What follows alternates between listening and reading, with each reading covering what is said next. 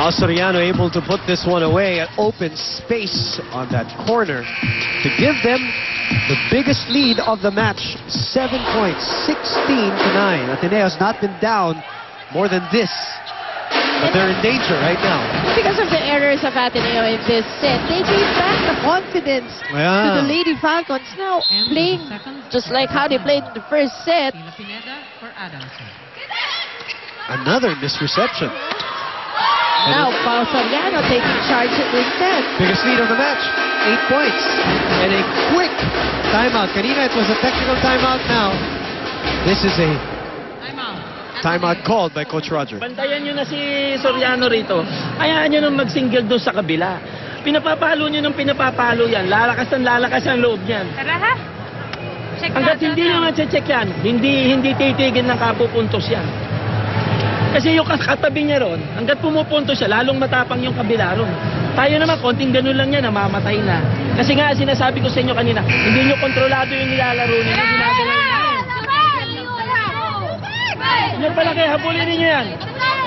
Well, that pretty much is an extension of what you said. Mosey na nabigyan na ng kumpiyansa ng tuluyan uli.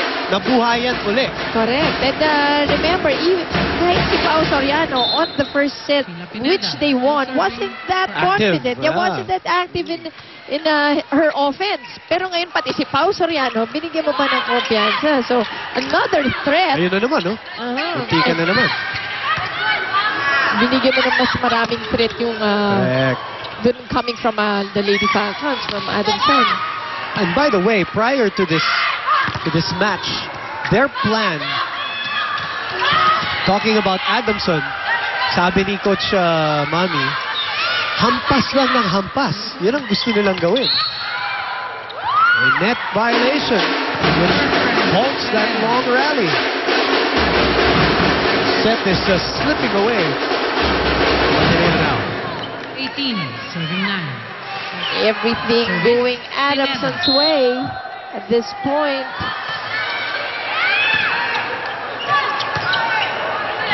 Valdez, cross court, Tapanta takes it.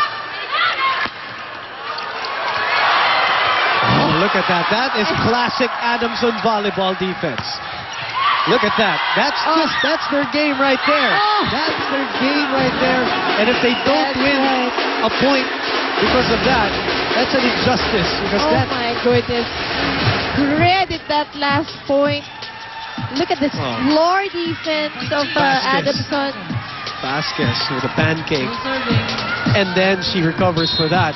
And then Zapanta goes down the line to put it away. They're making it look so easy, but it's really hard running after each and every ball. Talaga pa kaya ng bola itong Adamson. Ayan, puntos na naman yan. So now, nagbigay ka pa ng threat dun sa middle hitter ng Adamson.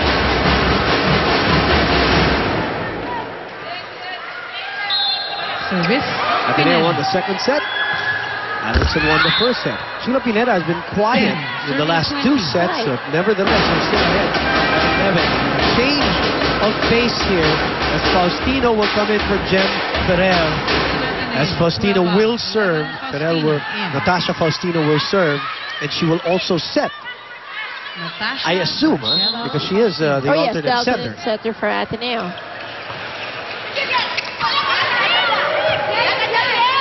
Lapanta.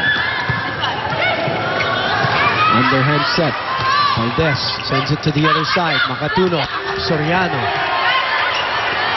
Back set. Overset a little. Wow, Ateneo's just kind of recovering here. Just trying to answer, yes, back. And they're not even able to run a play in this last series. The only thing Vasquez hasn't done is literally mop the floor here. She's done everything for Adamson. All over the place. That's why they're able to set up the balls. But that time, scores the lead. Log with the bad reception. They can afford it. They're still ahead by 9. And the timeout will be called by Coach Minerva. Timeout, Adamson. Hindi, okay lang. Huwag kang magsusorry. Gawin mo. Ha? Okay? Come on, let's go, let's go.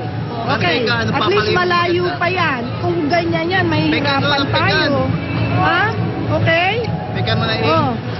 Wala ka dyan. Wala ka dyan. At least lamang pa tayo sa quotient, ha? Lamang tayo sa quotient. Ateneo's been playing on the back foot here in the second set, and in the third set. The odd 8 points sets have down gone to the Lady Eagles. Adamson's here in set way. 3. Tash Faustino. We serve. started the year with a 5-setter with an epic battle between the two teams that met in the finals. Talking about LaSalle and USP. Faustino throwing that serve away after that timeout. So good timeout from Coach Minerva. 4 points away. Wrapping up this set. Good reception. Yun yung sinasabi ni Outside Rosie. hit by Soriano. Makumpiyansa ng pumalo bigla ito si Pao. Although that was an error, but you see, she went for it. Yes, yun na eh. Now she's taking the risk. Yeah. She's trying to go for the line, going for the angles, for the sharp angles. So kanina wala yan eh. Makatuno opens up to Zapanta. Recoiling. And another free ball for the white shirts. Back set this time. Kinlog. Inunahan sa pwesto. Even using Eliza Valdez, the very tall Eliza Valdez for that point. As you see it once again. Look at her go for this one. Ano nga sabi ni Mami? Una-unahan lang yun. Nakauna sila dito sa third. Naka-adjust si Mami. Oo. In this third set. Valdez hasn't been herself here, at least offensively, but she's a rookie. And it's more like her. But Zapanta was there. Zapanta asking for it. She gets it. Valdez again. This time she scores. So a powerful hit coming from Eliza Valdez. Great angle right smack in the middle of this Adamson defense. 5th best attacker in the league. But she has been quiet today. Did not even play the entire second set. Oh, great reactionary dig by Lazaro. Great liberos. And this time, Kinlog finds an open corner. Faustino did not handle it. Adamson just like so confident now. Kinlog scoring. There's Pineda, there's Soriano, there's Zapanta. May Zapanta. Serving. 23, serving 14.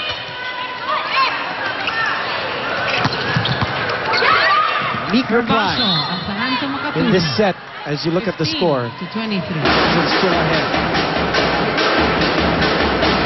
Yeah, Basho putting a stop. I have a question. Halting. If you're the coach, you know that the other team's 2 points away. You're down 8. Do you still go for it and try to get momentum going into the fourth? Or do you save it a little at bana tayo sa fourth? Ano bang mentality dapat? Well, 23, pwede pa yan. Diba? Okay. Alam mo, may buffer ka pa kahit isa lang yan. May konti pa rin. Ngayon Meron wala pa rin. na. So you still go for it. Ngayon wala na. Yan. Yun na yung parang, okay, Okay. let's try to draw up what's next. But that point is awarded to Ateneo via that Kinlog error on the serve. It saves a set point. It's a long way to go for Ateneo. Adamson in their last match against National University were behind 1-2. They won it in 5. Ateneo will have to do the same as Pineda closes out this third set. So if Ateneo wants to keep that second place, 16. Adamson up. will have to do it the hard way, Mosey. That's right. Pineda using the blockers of Ateneo to take that one and close out set number 3. The white shirts of the Adamson Lady Falcons winning the first set 25-22, losing 19-25 to the second, but just dominating Ateneo here 25-16. You're watching women's volleyball action courtesy of the UAP 74th season here at Studio 23.